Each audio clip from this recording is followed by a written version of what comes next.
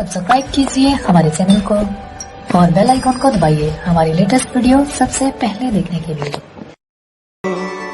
नियम्य भरतर्षभ पाप्मानं प्रजह्येनं ज्ञान विज्ञान नाशनम्। इसलिए अर्जुन, तू पहले इंद्रियों को नियम में संयत कर, क्योंकि शत्रु तो इनके अंतराल में छिपा है।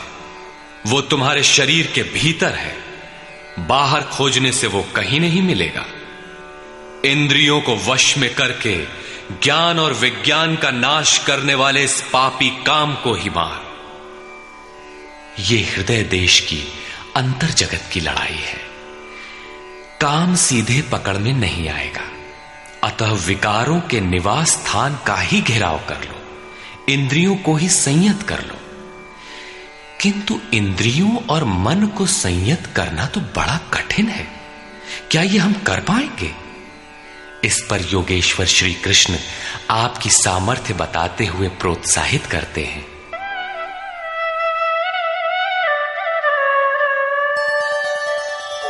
इंद्रियाणि पराण्याहुः इंद्रियेभ्यः परं मनः मनसस्तु परा बुद्धिः यो बुद्धेः परतस्तु सः। अर्जुन, इस शरीर से तू इंद्रियों को परे अर्थात सूक्ष्म और बलवान जान। इंद्रियों से परे मन है, ये उनसे भी बलवान है। मन से परे बुद्धि है, और जो बुद्धि से भी अत्यंत परे है वो तुम्हारा आत्मा है, वही हो तुम। इसलिए इंद्रियों, मन और बुद्धि का निरोध करने में तुम सक्षम हो। एवं बुद्धेः परं बुद्ध्वा संस्तभ्यात्मानमात्मना जहि शत्रुं महाबाहो कामरूपं दुरासदम्। इस प्रकार बुद्धि से परे अर्थात सूक्ष्म और बलवान अपने आत्मा को जानकर, आत्म बल को समझकर, बुद्धि के द्वारा अपने मन को वश में करके अर्जुन, इस काम रूपी दुर्जय शत्रु को मार। काम एक दुर्जय शत्रु है। इंद्रियों के द्वारा ये आत्मा को मोहित करता है, तो अपनी शक्ति समझकर, आत्मा को बलवान समझकर काम रूपी शत्रु को मारना है। कहने की आवश्यकता नहीं है कि ये शत्रु आंतरिक है और युद्ध भी अंतर्देश का ही है। निष्कर्ष, बहुधा गीता प्रेमी व्याख्याताओं ने इस अध्याय को कर्मयोग का नाम दिया है, किंतु यह संगत नहीं है। दूसरे अध्याय में योगेश्वर ने कर्म का नाम लिया। उन्होंने कर्म के महत्व का प्रतिपादन कर उसमें कर्म जिज्ञासा जागृत की, और इस अध्याय में उन्होंने कर्म को परिभाषित किया कि यज्ञ की प्रक्रिया ही कर्म है।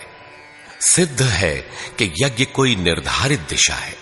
इसके अतिरिक्त जो कुछ भी किया जाता है वह इसी लोक का बंधन है। श्री कृष्ण जिसे कहेंगे वह कर्म मोक्ष्यसे अशुभात्, संसार बंधन से छुटकारा दिलाने वाला कर्म है। श्री कृष्ण ने यज्ञ की उत्पत्ति बताई, वह देता क्या है, उसकी विशेषताओं का चित्रण किया, यज्ञ करने पर बल दिया। उन्होंने कहा, इस यज्ञ की प्रक्रिया ही कर्म है। जो नहीं करते वे पापायु, आराम चाहने वाले व्यर्थ जीते हैं। पूर्व में होने वाले महर्षियों ने भी इसे करके ही परम नैष्कर्म्य सिद्धि को पाया। वे आत्मतृप्त हैं, उनके लिए कर्म की आवश्यकता नहीं है। फिर भी पीछे वालों के मार्गदर्शन के लिए वे भी कर्म में भली प्रकार लगे रहते थे। उन महापुरुषों से श्री कृष्ण ने अपनी तुलना की कि मेरा भी अब कर्म करने से कोई प्रयोजन नहीं है, किंतु मैं भी पीछे वालों के हित के लिए ही कर्म में बरतता हूं। श्री कृष्ण ने स्पष्ट अपना परिचय दिया कि वे एक योगी थे। उन्होंने कर्म में प्रवृत्त साधकों को चलायमान न करने को कहा, क्योंकि कर्म करके ही उन साधकों को स्थिति प्राप्त करनी है। यदि नहीं करेंगे तो नष्ट हो जाएंगे। इस कर्म के लिए ध्यानस्थ होकर युद्ध करना है। आंखें बंद हैं, इंद्रियों से सिमटकर चित्त का निरोध हो चला तो युद्ध कैसा? उस समय काम, क्रोध, राग, द्वेष बाधक होते हैं। इन विजातीय प्रवृत्तियों का पार पाना ही युद्ध है।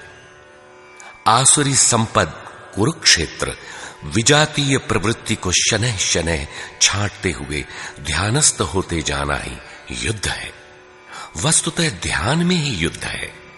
यही इस अध्याय का सारांश है, जिसमें न कर्म बताया न यज्ञ।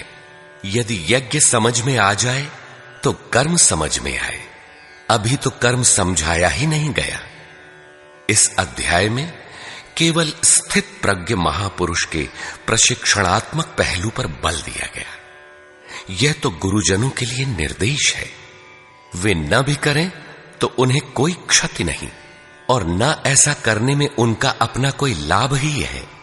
किंतु जिन साधकों को परम गति अभीष्ट है, उनके लिए विशेष कुछ कहा ही नहीं। तो यह कर्मयोग कैसे है? कर्म का स्वरूप भी स्पष्ट नहीं है जिसे किया जाए, क्योंकि यज्ञ की प्रक्रिया ही कर्म है। अभी तक उन्होंने इतना ही बताया, यज्ञ तो बताया नहीं। कर्म का स्वरूप स्पष्ट कहां हुआ? हां, युद्ध का यथार्थ चित्रण गीता में यहीं पाया जाता है। संपूर्ण गीता पर दृष्टिपात करें तो अध्याय 2 में कहा कि शरीर नाशवान है, अतः युद्ध कर। गीता में युद्ध का यही ठोस कारण बताया गया। आगे ज्ञान योग के संदर्भ में क्षत्रिय के लिए युद्ध ही कल्याण का एकमात्र साधन बताया गया, और कहा कि यह बुद्धि तेरे लिए ज्ञान योग के विषय में कही गई। कौन सी बुद्धि? यही कि हार जीत दोनों दृष्टियों में लाभ ही है, ऐसा समझकर युद्ध कर। फिर अध्याय 4 में कहा कि योग में स्थित रहकर हृदय में स्थित अपने संशय को ज्ञान रूपी तलवार द्वारा काट। वह तलवार योग में है। अध्याय 5 से 10 तक युद्ध की चर्चा तक नहीं है। 11वें अध्याय में केवल इतना कहा कि ये शत्रु मेरे द्वारा पहले से ही मारे गए हैं। तू निमित्त मात्र होकर खड़ा भर हो जा, यश को प्राप्त कर। ये तुम्हारे बिना भी मारे हुए हैं, प्रेरक करा लेगा। तू इन मुर्दों को ही मार। अध्याय 15 में संसार सुविरूढ़ मूल वाला पीपल वृक्ष जैसा कहा गया, जिसे असंगता रूपी शस्त्र द्वारा काटकर उस परम पद को खोजने का निर्देश मिला। आगे के अध्यायों में युद्ध का उल्लेख नहीं है। हां, अध्याय 16 में असुरों का चित्रण अवश्य है, जो नरकगामी है। अध्याय 3 में ही युद्ध का विशद चित्रण है। श्लोक 30 से श्लोक 43 तक युद्ध का स्वरूप, उसकी अनिवार्यता, युद्ध न करने वालों का विनाश, युद्ध में मारे जाने वाले शत्रुओं के नाम, उन्हें मारने के लिए अपनी शक्ति का आह्वान और निश्चय ही उन्हें काटकर फेंकने पर बल दिया। इस अध्याय में शत्रु और शत्रु का आंतरिक स्वरूप स्पष्ट है, जिनके विनाश की प्रेरणा दी गई है।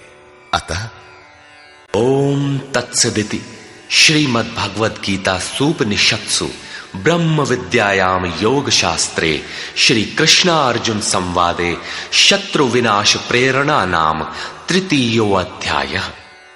इस प्रकार स्वामी अड़गड़ानंद कृत श्रीमद् भगवद गीता के भाष्य यथार्थ गीता का 3रा अध्याय पूर्ण होता है। हरिओम तत्सत। और का शेयर करो वीडियो और फॉलो करो, सब्सक्राइब करो। सब्सक्राइब भी करवा देंगे। इस करवा दीजिए। करवा दो भैया, फॉलो कर लो आप लोग, सब्सक्राइब भी कर लो।